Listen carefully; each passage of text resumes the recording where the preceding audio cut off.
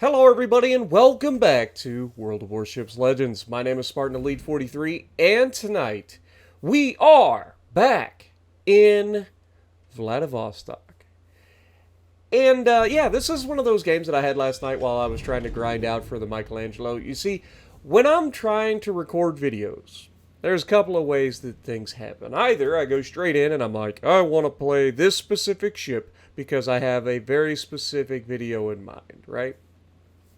And then there's the other options where it's like I'm in the middle of trying to grind out a specific game for a specific ship, and I get to a point where I'm like, okay, well, my ship got blowed up early or whatever, didn't work out. While I'm waiting for the specific ship that I'm looking for, I'll play something else. And usually a couple of things come to mind. Depending on how bad the night's going, one of two things is going to happen. Either I'm going to jump in a ship that I enjoy playing a lot, and you'll see games like Louisiana, Montana, Iowa's, stuff like that. You know, the staples on the channel, right? Because you got to have those staples when you're playing the game. You have ships that you absolutely enjoy playing no matter what, no matter how bad your night is. You can just jump in one of those, have a good time, right? And then you have ships like this, where I'm like, what ship have I not played in a while?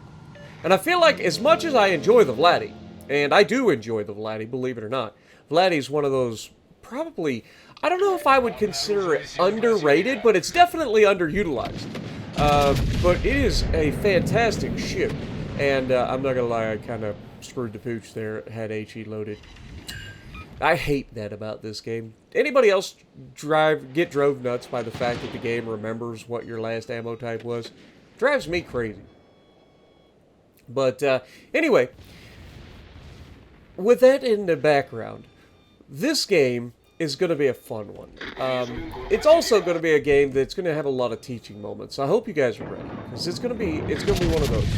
And I'm in chat for most of this, and again, I don't have a lot of like when I'm in chat, I don't always have people that talk back, but people will use the dialogue wheel to say that they hear you, or they just start doing things differently based on feedback that you're giving, right? Like, because believe it or not, as much as people like to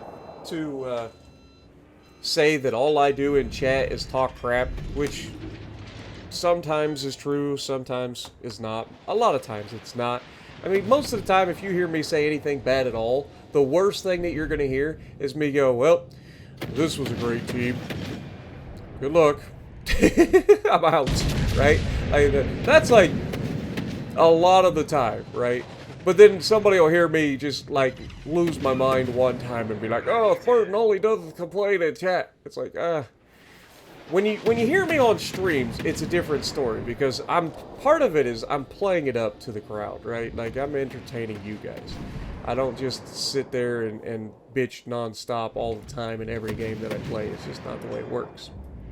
Although, if you listen to enough little 40% win rate folks out there, they would like to beg to differ, because apparently that's all I do. But anyway, we got Amagi going full broadside here. Like, how many times has this been a bad thing? But most of you probably have already noticed this mine's behind me, who literally just pulls up, stops, broadside in front of all of those battleships. You guys saw that we had at least 3 different battleships coming over here, right? I'm trying to, like, limit who can shoot me, and I'm in a Vladivostok. But I'm also trying to, like, let these guys shoot me rather than shoot my freaking mines. But you can see they're clearly not shooting anybody but the mines. They're shooting right over me to shoot the mines, which is something I don't get to experience very often. But that's one of the perks of being in a Vladdy, is people just get tired of shooting at you when you're bow in like this, because they know there's not a whole lot they can do. But because the mines just sat there, he got obliterated, right?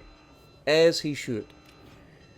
One of the things that I talk about a lot in this game is to limit who can shoot, first of all, which is why we were using the island cover to shield us from the Richelieu and stuff, and the Congress, which Congress, I believe, is the Alaska at Tier 7, or Tier 8, I forget what tier it is, but either way, it's a lower tier Alaska. I think it's Tier 7 Alaska, but either way, I don't want to have 2 more battleships in a Massachusetts and a Richelieu shooting me with a Congress while I'm fighting the Amagi, right? So I use the island to shield me from some of those guys.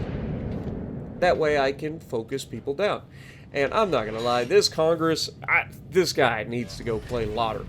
Like, yes, I get it. If that thing has the same armor scheme as the Alaska, like, it's going to have a really low citadel, so hitting it while it's broadside, unless it's turning towards you or, you know, making some sort of maneuver, or angles away slightly, or angles towards you slightly so that you can go through the cheeks, hitting the citadel is going to be tough. But we have to be very careful here. What is the number one weakness of the Laddie, guys? It's the broadside, right? You cannot ever let anybody get your broadside in a Laddie because it's death.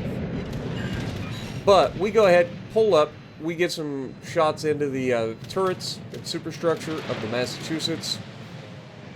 Our Dutch cruiser is absolutely punishing everything that it can with the airstrikes, which is another reason I'm trying to keep things spotted.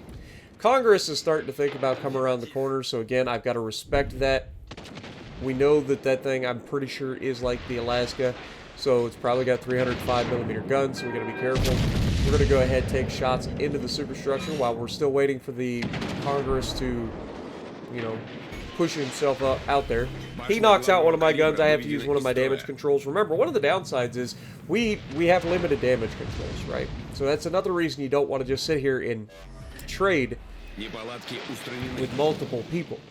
Now, as the Congress comes around the corner, he is still just flat broadside, just begging for it.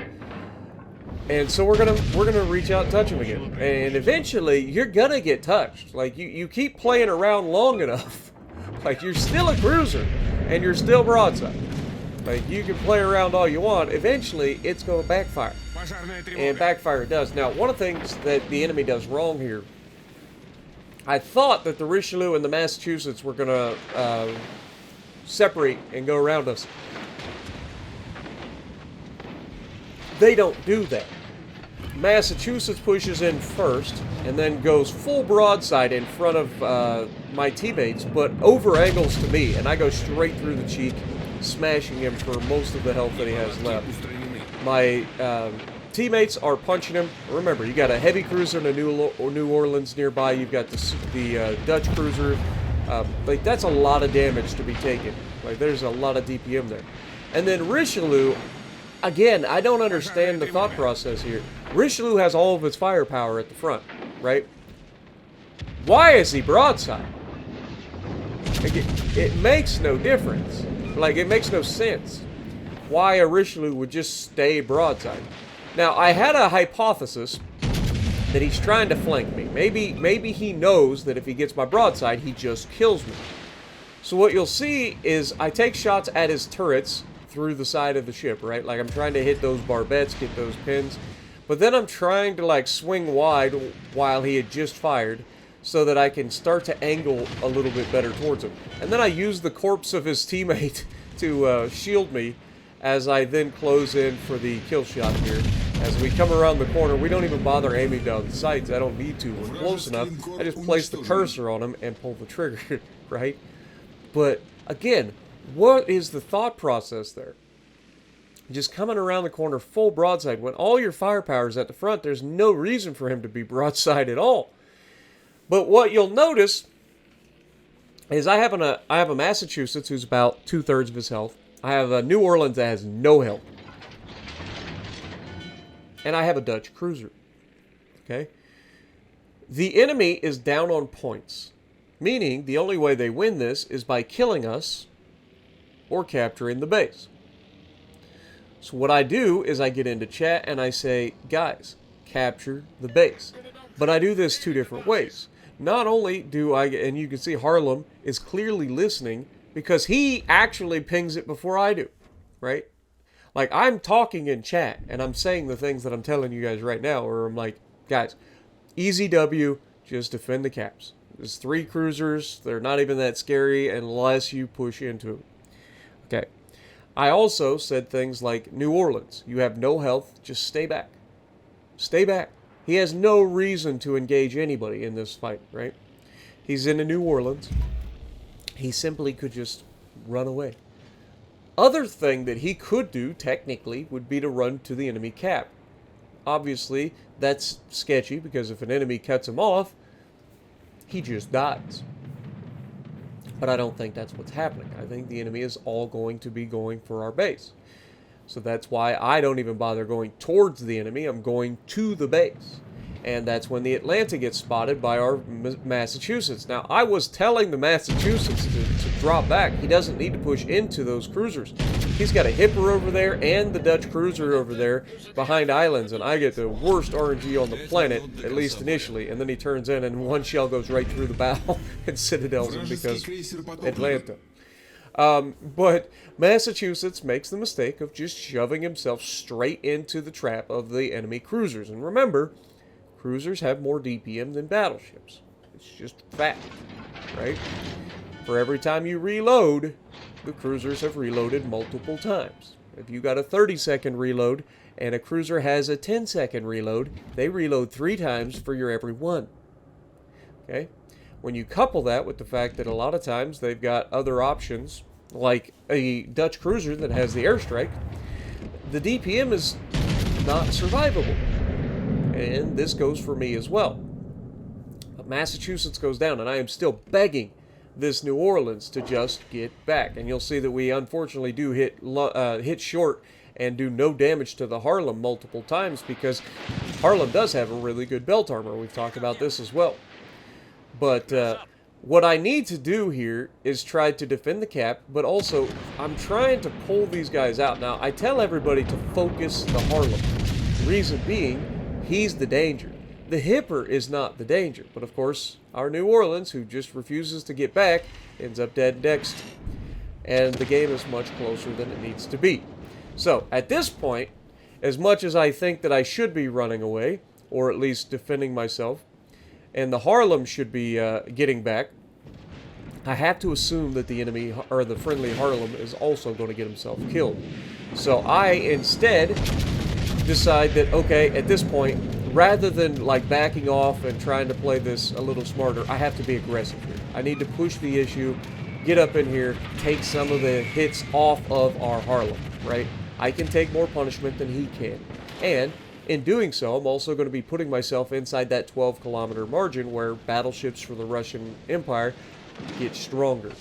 Now, he gets the triple fire on me, and I've already used all my damage control, so at this point, I'm in trouble.